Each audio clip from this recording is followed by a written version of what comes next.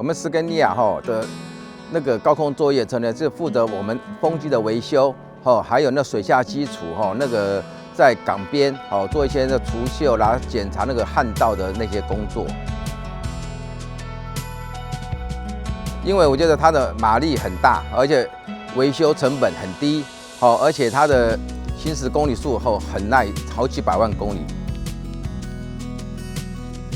我们是不是就觉得现在新的法规、新的又加尿素的话，毛病非常的少，而且马力也蛮大的，而且操控性也蛮灵活的。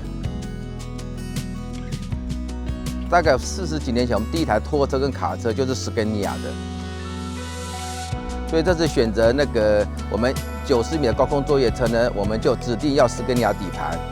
然后我们又订了一台应该是全台湾最高的104公尺的高空作业车，明年底也会到台湾。我也是指定那个斯根尼亚底盘5轴的，他会要求我们要排碳减碳的工作